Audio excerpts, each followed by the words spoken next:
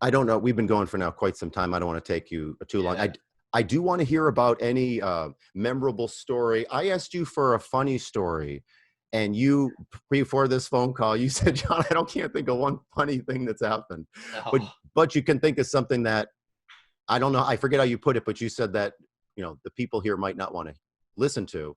Oh, well, I kind of think that's what we have to hear now. I mean, yeah, it's I'll tell you what okay. happened. I know you Great. want to hear it. I So, do. You can't leave it like that.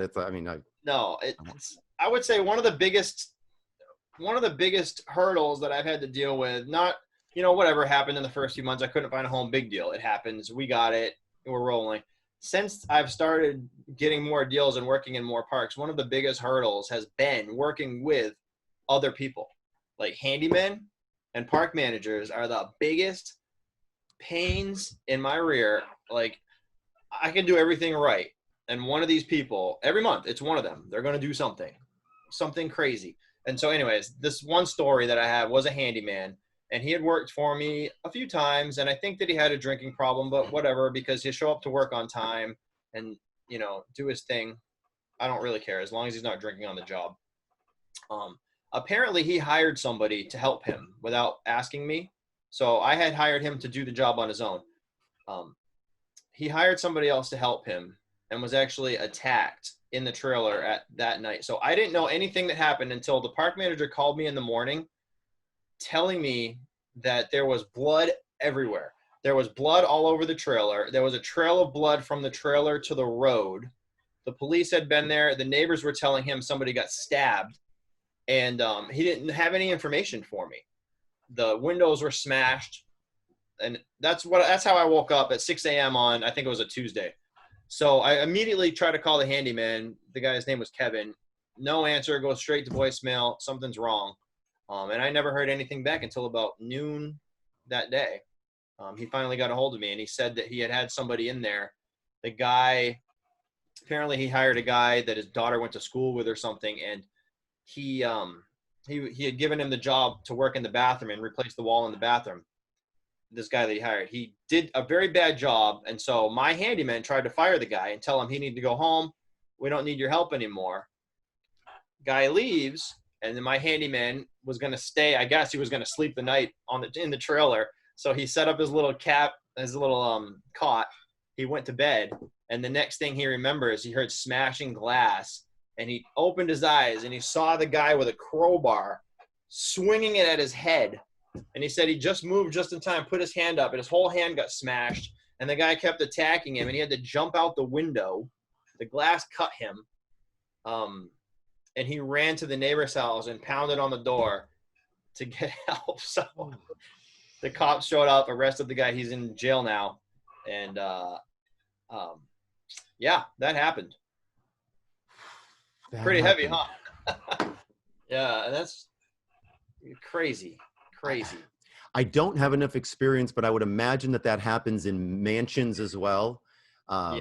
We happen to be talking about trailer parks, and there's some element. I mean, wow. I have no. I mean, just I'm trying. No, it was huge. And so, I was afraid he was going to sue me and everything, but I had him sign ahead of time the piece of paper that says the no liability thing that you have on your course. I had him sign it.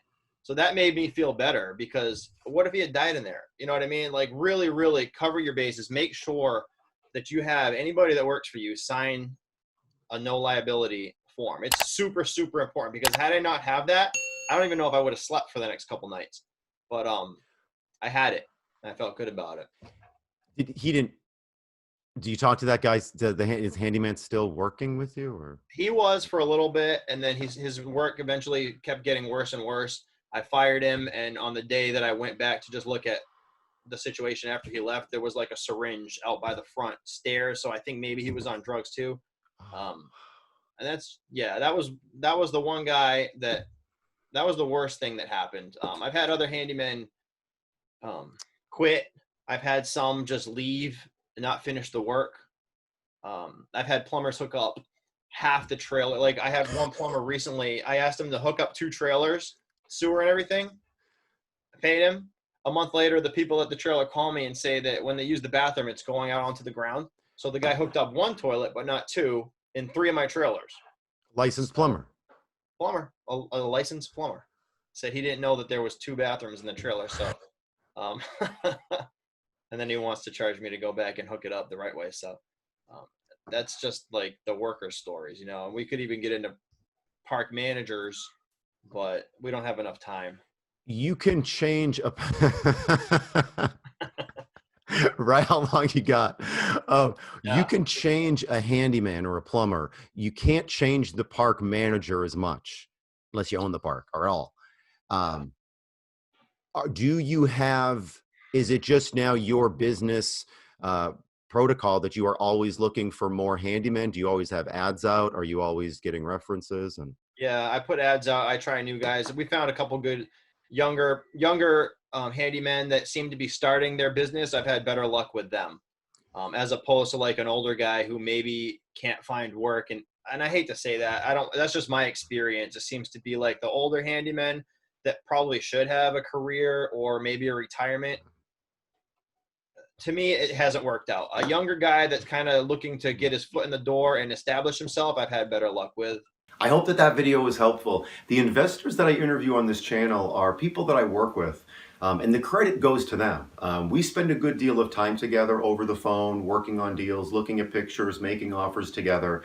But the folks that I work with, the folks that I interview, including a lot of folks that have their own YouTube channels now. I've been helping folks for the past 10 years invest in mobile homes, and I really help to keep people out of trouble, save people money, and make people a lot of money as well. Now, the people I interview on this channel, again, the credit goes to them. Yes, there's a lot of time that we spend together, but ultimately it's that investor, just like it might be you in the future, putting in the time and the effort and the energy and having 1,000 opportunities to just give up along the way. If you think that this is something for you, if you'd like to learn more about mobile home investing, you can check out a free website, mobilehomeinvesting.net. Should be right up here somewhere. And then if you want to get started working one-on-one potentially or learn more about what that takes, you can always go ahead and go to the website below that you see right there, and you can learn more about moving forward with a training program called the Mobile Home Formula, and us working together one-on-one with daily phone calls, daily help, as needed. This business is real time. You're going to have questions. Things change day to day. If you can believe it, in real estate, it just changes day to day like that. You're seeing new things, you're talking to new people, and you should have somebody on your side.